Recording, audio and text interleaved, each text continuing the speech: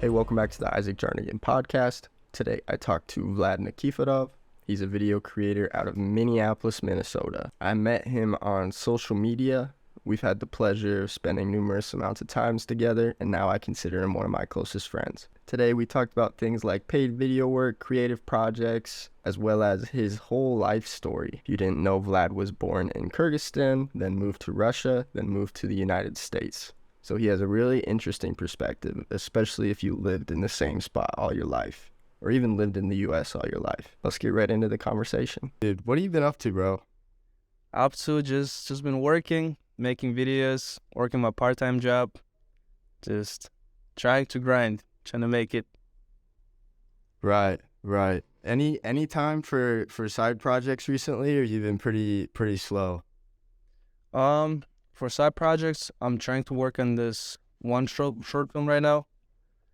The concept is pretty cool. I found a cool sound on TikTok, but Gotcha. it's not coming the way I want it to. Me and Henry already got some like cool shots of a nighttime scene, but Yeah. they just don't look as. Oh no, like the shots are great, but the audio is too short. I only have like 2 or 3 seconds to use all the shots we got. So when I like put them together, they don't look as appealing. When did you get into so short films? To me is your bread and butter now. It's like when I think of short films, I think of Vlad. When did you discover that for yourself? When did I discover that? Probably, I think it's been over a year now. I had this one I made about, it was called Dreams Come True. Do Dreams Come True? Right. I don't know. I always like making videos. I love doing some visual effects, and I want to grow myself as like influencer too, and like put my own impact, instead of just always being behind the camera and filming videos for other people. So, yeah. And I've seen there's few guys out there on TikTok that I follow that are big inspiration to me, who do similar stuff that I do.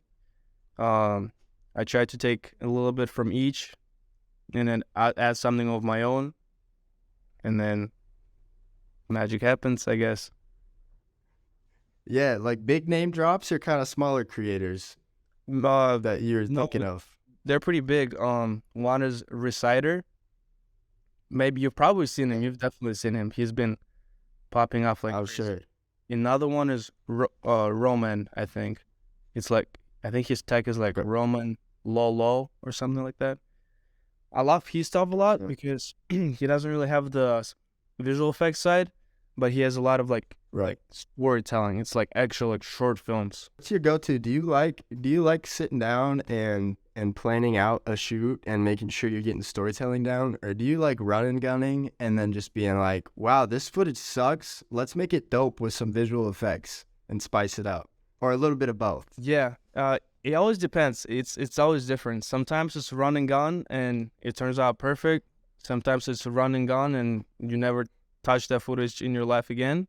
But sometimes there's times where it's like, okay, this is an okay footage.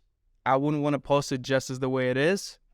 I can do some visual effects to it, and maybe it'll come together. That's what I did with the first viral video that went viral. Yeah. I was overthinking. What is the first one?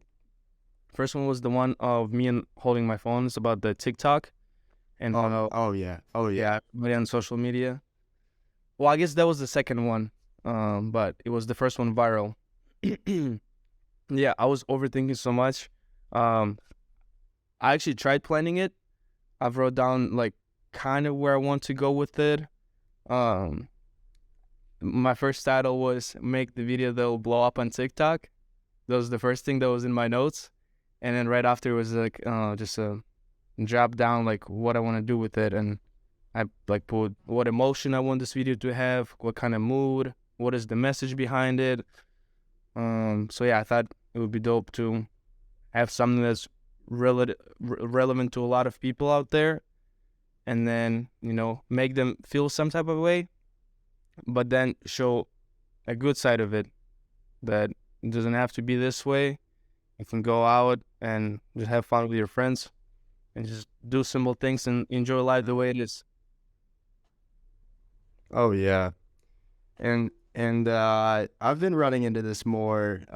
You talked about like finding the line between, being behind the camera, making the moolah, right? Making the money, but also the importance of putting out these films where you're crying fake tears and inspiring people. Not fake, it was a real tear.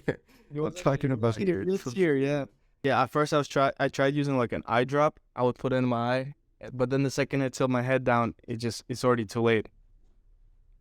And it's super dark, Right. so and I never know where I'm gonna tilt my head. If it's too close to the camera, the focus is not on my eye, so it's so much struggle. But then I just took a little sheet of paper and I just started drawing my eye, just blowing it at it, and then I just blinked and there was the shot right there. So sometimes you gotta sacrifice. That's awesome. Yeah. What's your balance between personal work and paid work? Balance. At this time of my life, um, I need the paid work, to cover my bills, my car bill especially. There's obviously some paid work that I love making, which is more like creative side, like let's say music videos or like commercials. But then there's other stuff like just capturing like a little behind the scenes for someone, or let's say like some pictures, like it's like senior pictures, let's say. That not as fun. But I always try to find time to make my own little videos and grow my brand, because that's one of my Right. biggest goals. So Yeah. I yeah, I've been playing with that too. I talked with Will, which is the last guy I talked to, just about how like I want to be throwing up my own stuff too, and all of my work is building up my social media business here in town. So this pod will be just huge, just putting out my own stuff at least bi-weekly, no matter what. Just nothing's stopping me from finding someone dope to talk to every 2 weeks. Or even if they're lame, I just want to hear about them, how they're doing and what they're up to and what they're struggling with. I mean, I think it's so important. But uh dude, I think back to when I first met you. The first thing that caught me off guard was um obviously I met your friend Henry through a group chat. We just were in the group chat for a while, and he came to a shoot in Des Moines, or he came with his dad to Des Moines for an art show, and I went and shot around with him, like, video stuff. And then eventually just sent it up to Minnesota to stay with him for a weekend. And I was sitting next to him, and he wanted to prank you and say that Isaac's not coming out. And you've never met me before. We've never talked before. And you were just so genuinely sad when Henry said that I was not going to be there. And I'm like, that's the first time I'm like, holy crap, this kid is so genuine.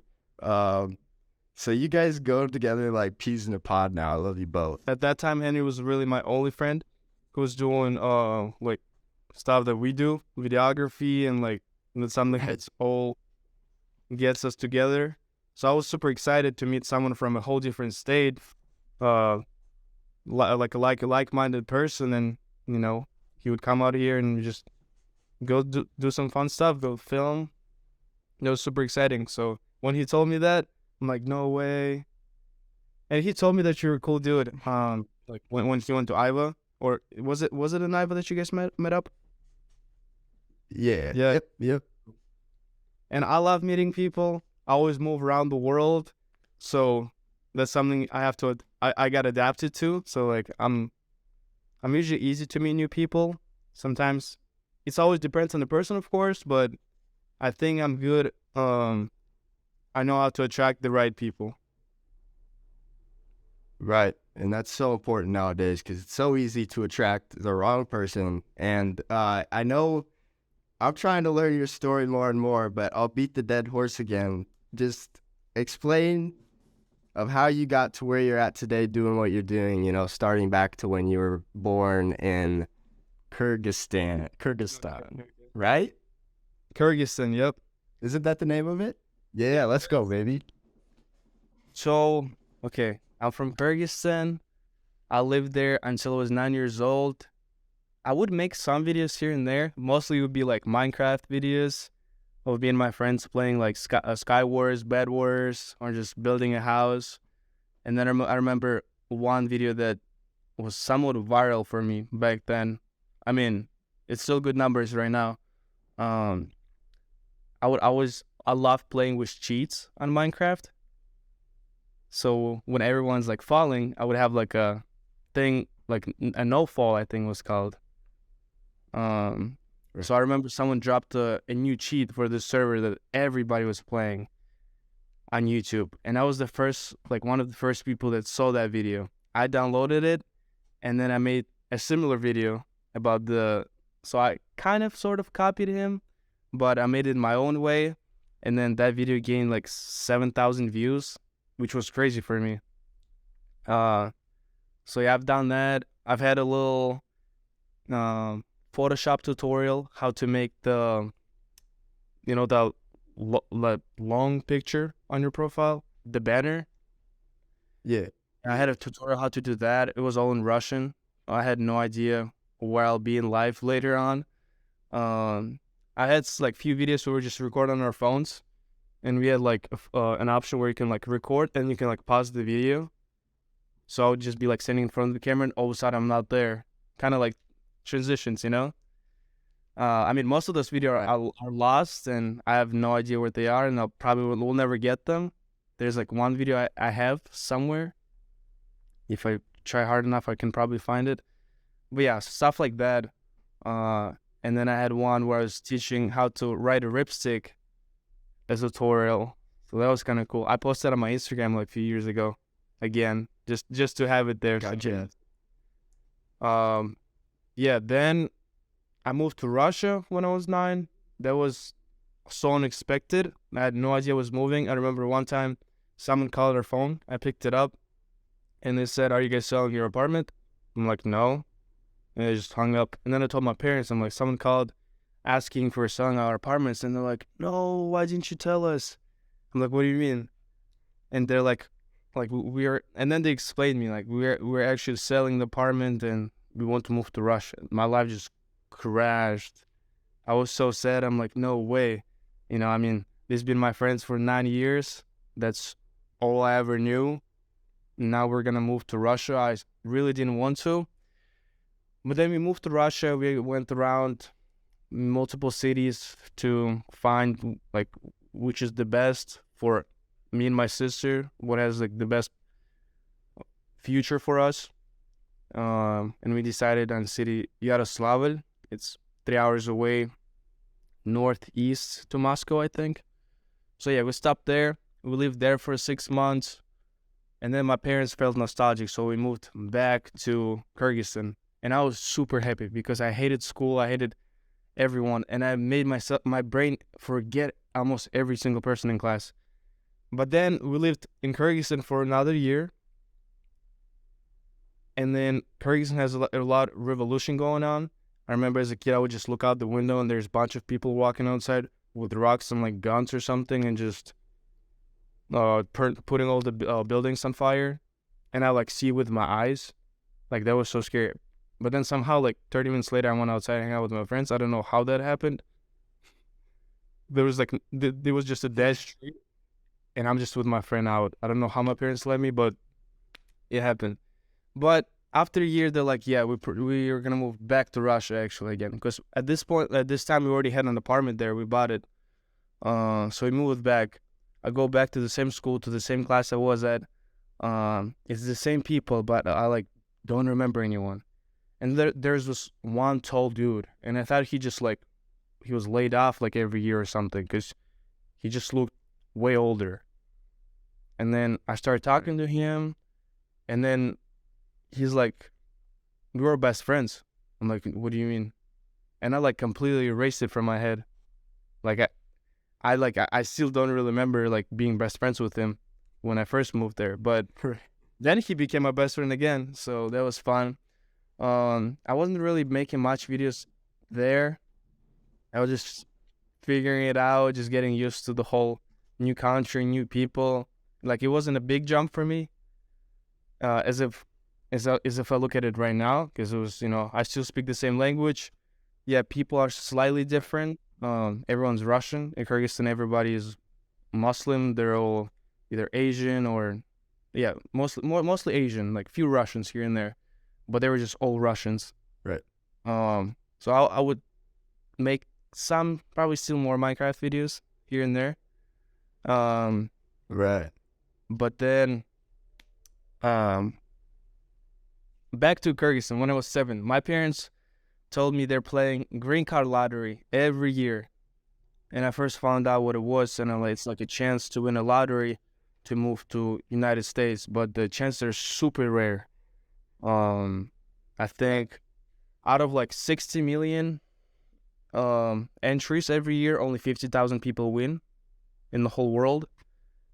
And after 9 years, that was my mom. But we had no idea that she won. It was 2015 that she won, but we had no idea. We tried to open her like resume, and the password was incorrect. So we just, okay, whatever. A year goes by. My dad randomly says, let's check the one from last year. We check his. Again, we didn't win. We check my mom's, and she won. But we're like, should we be happy about this? Should we be sad? It's been a whole year, we didn't make any actions. Is this real? And then, yeah, is this real? So then we like call their friends from here, and then they're like, yeah, you guys have 4 months left to do everything, get all the documents ready.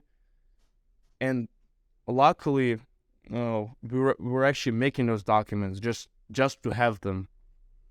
Like, we weren't planning, we had no idea, but because we were planning to move somewhere else in Russia again, moving every time. But then, yeah, 4 months later, 2016, September 20, Vlad is in America, has entered. And then I realized, wow, I don't speak English. So then I would just, for the first 2 years, I would just spend all my time in the gym. And then I've discovered calisthenics. I remember just looking up a video on YouTube, just some like workout video. And then I saw a video next to it, how to do a handstand. And I've always wanted to, but I've tried before. I was never able to.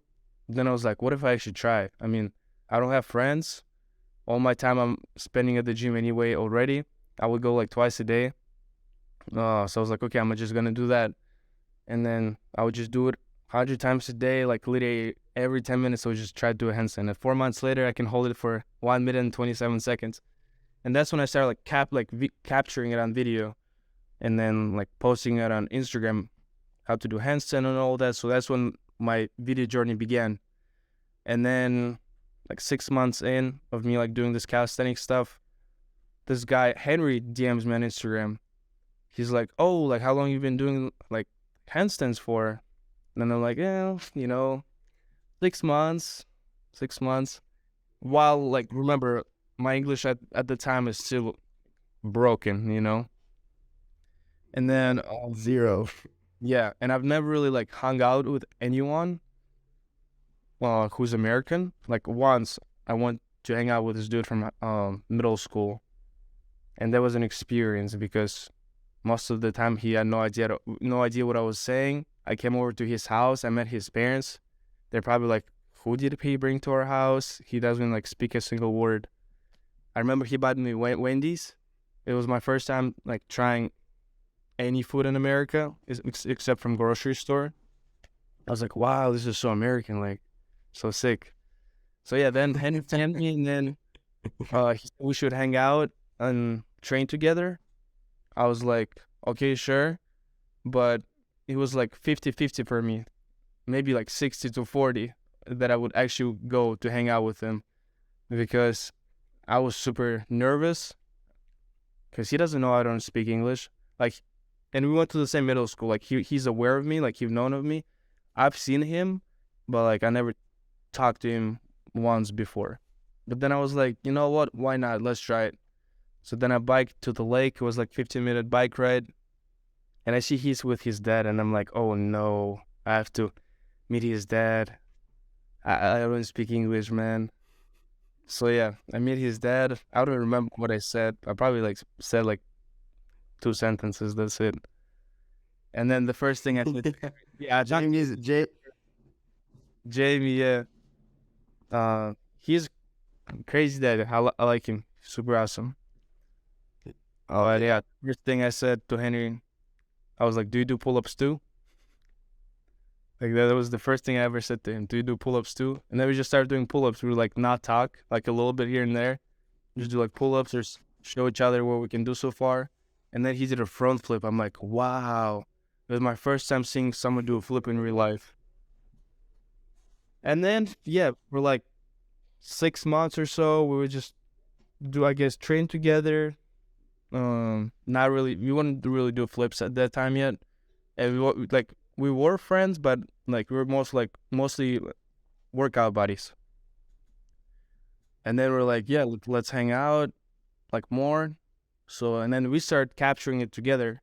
And then that's when we both got into video. I don't know when he got in. I mean, he's probably got in video a little earlier too, I'm pretty sure. But that's when we started doing like the same style, like workout videos. Then we got into flips. And then he started like doing, I was doing some visual effects. He was doing some visual effects too at the time. But then he kept going. And at that time, I was a sophomore in high school. And I just formed a friend group. And this is my first time in so many years having a friend group. And I didn't want to take it for granted. So I was just hanging out and having fun. While in the meantime, Henry's locked in his basement, in his bedroom. Right. He's in the lab. He's in the lab. He's working, cooking. Yeah, he's working, cooking. And then I start to feel like behind, I start to feel that FOMO coming in. I was like, okay, right. I need to get back in this. So yeah, then I think I started making more videos, tried to post like more consistent. And then I shot a music video with our friend Tristan. Henry shot his first music video with him too. And then I shot my first music video with him too. Yeah. And then from on, there and on, now I'm here making more videos.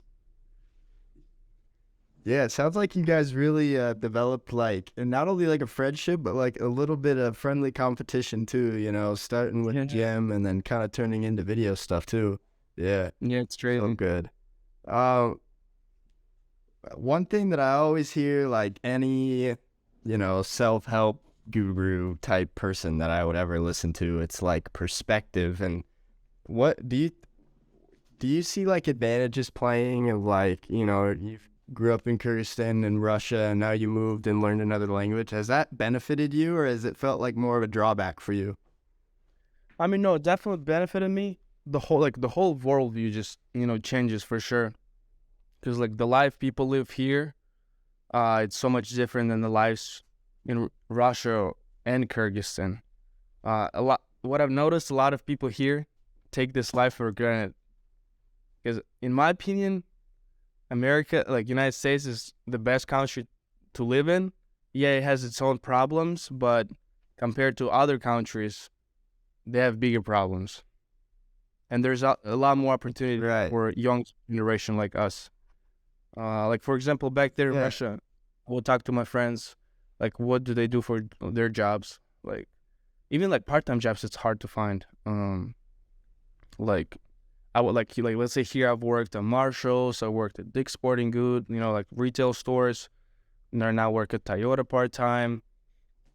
There, my friends, they were shoveling cow shit for $10 a day. Oh yeah, love it. Like things like that. Like you spend 10 hours hurting your back shoveling little shit, just for what? Right. Yeah.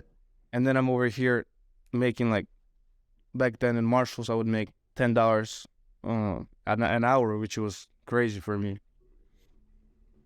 And it's so much easier. Like, let's say I'm doing videography, when I worked in restaurant, I started working there with the goal to save up for first camera. 3 months in, I bought my first camera. There's no way I would do that in Russia. It would have to take at least minimum a year of not spending any money too. Like, yeah, I was saving up for a camera here, but then here and there, I would buy something, maybe like some shoes or a t-shirt or something. So it's just a lot more convenient here. You just gotta know how to do it. Can't be lazy. Right. Well, it sounds like too, maybe since you've been able to be a little more comfortable with getting work here in America, you've been able to like drive your mindset towards passions rather than just like, here's what I need to do to make money. You know what I mean? Scooping cow crap, stuff like that. But Exactly. yeah, Another reason that like kind of like keeps me going, like making videos, and not being too afraid that I didn't go to college, is that I live in America. I could have been still in Kyrgyzstan or Russia. That's the main thing for me. Every time I get caught up in my thoughts and like get stressful, I just think back to it. I'm like I'm doing just fine, right. And having friends like you and Henry and other creative friends out there who do the same thing that are also not in college, that definitely, keeps me going, motivates me, and like tells me that, I'm not doing this wrong. So. Right. Well, 6 out of the 7 days, it'll probably feel a little bit wrong. At least for me, I'm like, I'm doing this, but I'm scrapping a little bit. But it is fun to think about. Like, I got the boys doing it with me. I love that. Yeah. Sometimes, I mean, even this last week, I felt like I've had like this like creative block. It's like with the last short film, I just can't think of shots or ideas what to make. Maybe just not the right short film. Maybe just not the right sound, the audio that I found. Because sometimes I would I would come up with an idea, and then I would find a sound that fits. But the last one I made with the spike ball and all our friends in the suits, I found the sound first. Loved it. Yeah, I appreciate it, bro. Yeah, I first found the audio, and then the idea just was drawn in my head. And then next day we shot it, and 12 hours later I already finished it. Probably the fastest video I've made. So yeah, it always depends. Yeah. And what's good about those is you can really tell if you want to go after a project. Like, of course, every idea is going to get you excited at first. Not all ideas you're going to be able to go after it for 24 to 36 to 48 hours straight to complete it right away, like that idea. I kind of noticed, I'll get in a workflow, and then back in the day when I gotten ideas less, I would try to stick with it even though I'm not feeling it at all. Well, nowadays, like when I started something, I know how to stop too. It's like, all right, I do not want to do this. I can recognize that. So it's important just like being able to know, like, ideas are great and you should always think of them and write them down, but some of them are not worth tackling, and the ones that are so much fun to make and make the creativity all worth it. 100%, yeah. No, like this one, I was at Mankato. It's a city like from my place. It's like an hour and 15 minutes away. There was this like huge college party. I've never really been to like a college party before, so I wanted to go.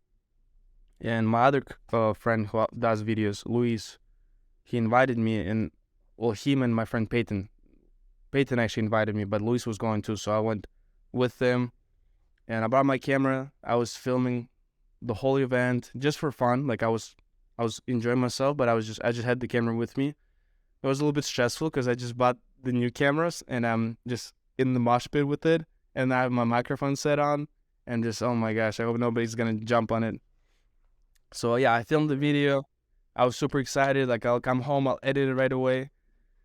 Now I look at the video, I'm like, man, 3 hours of footage, and I just don't have motivation to like edit it. But I know I want to, like I know I really want to. I just think I'm gonna post it, but I'll just post it for myself. Now like Instagram, I want to do like just a YouTube video, just capturing that memory stone for it.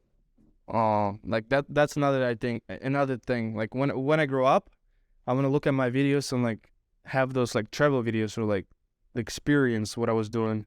Yeah, like it's cool to look at like the short films and like the work I've done, but they're not gonna like when you're 80, you're gonna look at it like, yeah, it's cool, but like, what was I doing at the time? So Right. Yeah, because there's a front, when you post memories, it's hard to remember, what was happening at the time. And I try my hardest. It's like I'm getting to the point where if I document something and I don't post it, it's still worth it. It's still in the hard drives. I'm still gonna come across it. yeah, It's good to hold on to stuff like that. yeah. What's next for you? Next, sure. What's next for me? I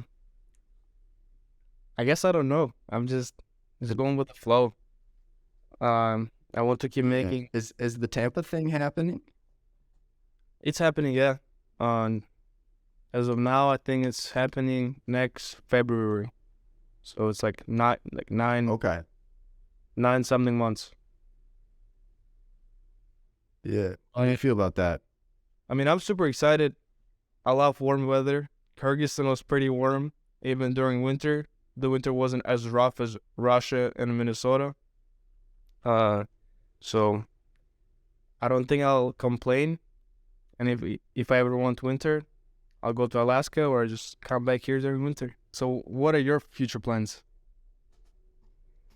Yeah, man. I don't know why, but I finally hit the realization to where I'm really dedicated to taking this Iowa place over. My funny little saying that I say to myself is, I wake up and I say, Ames take over, baby, because Ames is where I lived, and I just want to take that over. And then once I get that done, it's going to be Iowa take over. And just kind of having that mindset, continuing the self-employment, giving it to myself that, hey, you know what? You're kind of scraping by right now, but you are fully holding yourself up with work that you enjoy doing, and you should give that to yourself. So I really, really am just ambitious to start some sort of group, whether it's like an agency or a brand or something. I just want to bring in, relationships that I have like with you and Henry, and just getting all those type of relationships and creating a team around it, and just staking and just doing the best work for people, as well as uplifting some sort of higher brand that we all can look forward to. That's what I'm excited about doing, and I'm excited about bringing you on however I can, however that looks. I want all the boys to eat. I just want all the food. I don't know about you, bro. Likewise, bro. I'm looking forward to it. But would you go ever full-time creative work if you could, or does that scare you? Full-time, 100%. That's the goal. That's the goal. Right. Because like my part-time job, like it's okay, like it's not the worst, and it's probably the best one I've had out of all the other ones, because at this one I really don't have to think. So all the time when I'm at work, I try using that time to either listen to an audiobook, some podcasts, or just learn something new. So that when I come home, I don't have to do that, and I can actually, focus on either going out to shoot something or edit or get a workout in. But I would definitely love to have life where I'm just full on creative work, just working with people and just creating cool stuff. Right. I mean, we take for granted how many people we know, and I love the idea of just starting this new movement, just trying to take on life without school, and having a network of people doing the same thing. That excites me so much. So I'm looking forward to seeing where that takes us all. Dude, I'm excited. I am. Last thing, like, you talk a lot about, you've talked a lot about the gym and just how it's just kind of magically appeared. What first got you, like, in the gym, and how have you stayed in there and stayed disciplined to it? I mean, for me, the gym, it didn't magically appear. I've been just working out, like, I've been always, like, training since I was 5. But that's when my dad put me in karate in Kyrgyzstan. And just since then, I was always doing something. And I've always loved street workout. Like calisthenics, I started back when I was, like, 7 or 8. Because in Kyrgyzstan and Russia, we have pull-up bars everywhere. So those half muscle-ups, I was able to do back then at the very young age. I wish I went harder back then, but just a little silly goose, little boy, didn't know what I was doing, just having fun. But yeah, I've always been into sports. In Russia, I've done another sort of martial arts. But then I quit that, and I would just work out at home. I would just put a chair next to my couch and do dips. I would take, like, big bottles of water and just lift them, or then I would just buy some dumbbells and just lift those. Go outside on the pull-up bar, do some pull-ups, lots of push-ups. I haven't really been doing push-ups in a while. Like, they used to be my favorite thing. So I need to get back on it. But yeah, and then I moved here, and I'm like, wow, an actual gym. So that's when, like, got me super hyped, because I've never been to, like, a gym before. And then my apartment's gym was, like, already so crazy to me. But the gym that I go now with Henry, like, that's a whole new level. And the energy there, like, you just want to work out, you want to get better. Right.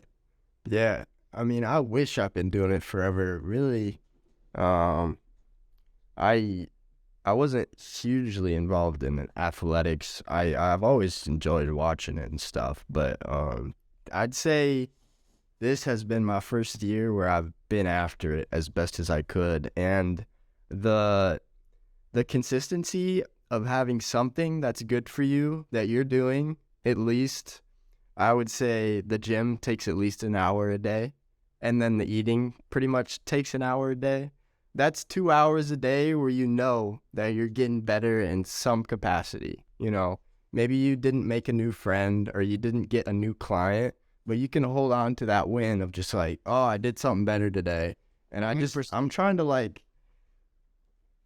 I'm trying to bring in people around me and just say, like, dude, I'm telling you, this gym and nutrition thing is so good. Just like, if you're scraping by and you're struggling, whether that's mentally, which I've run into a little bit, or just not motivated, like, holy moly, just showing up is so important. Even today, I woke up and I'm just like, I'm thinking about crap that's making me really sad, and I didn't want to do anything. But what changed that was I got up and I went to the gym, and it sucked. It really did, but it's always there for you, and it's so important. So that's keep it up, bro.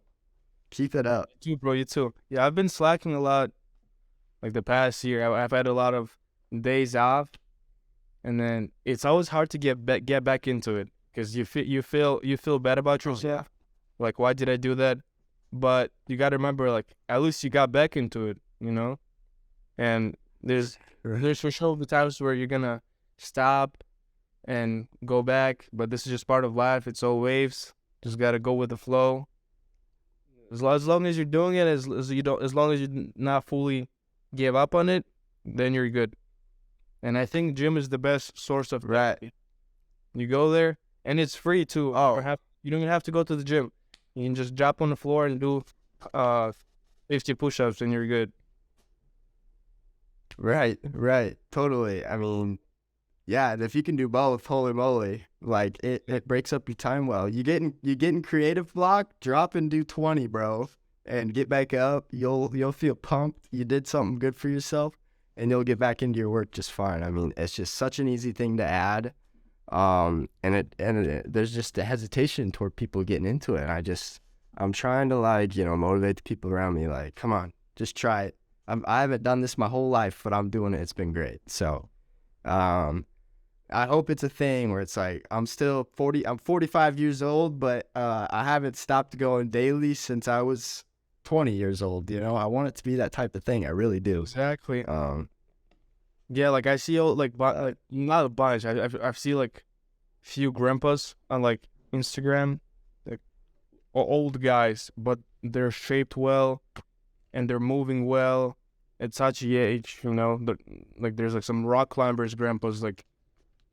He's like 80. He was going rock climbing. He would do like some calisthenics too. I'm like, wow, like I want to be like this guy. Right. I see a guy at my gym. Well, I'll backtrack a bit. My gym fit is sweats and a sweatshirt with my hood up, dialed in. Like I'm just always that type of vibe, dialed in, and do my workout. And I see the right, exactly. And I see this guy that shows up, and he's he's older, but he wears like a full champion like sweatshirt, sweatpant sort of thing with his hood up, and he's older, and I'm like, oh, you're the coolest guy in the world. I'm gonna be you one day. And all he does, he talked to me. He's like, he golfs and he lifts, and it's like, it's great. Don't ever stop doing it. Your muscles recover really fast. Keep it up, bro. And I'm like, I will. So just kind of funny. Yeah. About golfing. Golfing is fun. I haven't tried like an actual golf, but that top golf that you played, that was super fun. And Henry and I just recently got into this. That's been super. Oh, gotcha. Yeah. Yeah, disc golfing could be a good time, and Top Golf was fun because that's probably the first time I've been the best at golf in a group, and that is saying something because I am awful at golf, but that was super fun. Anyways, bro, we've been on here for 43 minutes, so this is a pretty dang good stopping point. Appreciate you coming on and talking, and obviously makes us keep pouring into each other. We gotta go skydiving this summer. Doing the skydiving? We have to go this summer. My thing is boring location, and so it's really cheap. Yeah, I mean, as long as I skydive, that's all that matters. Because I've been delaying this skydiving thing for years now, and I really want this summer to be that summer where I go skydive. And either way, you're gonna be dropping 35,000 feet down, so it'll be worth it anyway. Yeah. So, I mean, if you come out here to Minnesota, I have other friends that want to do it too. I think I have Henry, my friend Artem, and other 3 friends that want to do it. So it would be like a group of us, and I think it would be really fun. You convinced Henry? Or you think you're going to get Henry? Oh, no. He's doing it. He's doing it. What do you mean he's doing it? Does he doing it, or are you making him do it? Okay, we were just hanging out a couple of days ago. We were just in the car. It was like nighttime. It's raining. We were just freestyling, and then we went like on a night walk and just deep talk. And we're just like, Henry's like, bro, we can literally do anything, bro. And he's like, let's go skydive, bro. And then like, usually I tell him like, bro, we gotta skydive. And then I heard it from him. He said, let's go skydive, bro. Well, we got to do it then. We got to do it. Again, man, appreciate you for talking. Thank you so much. Keep up the good work.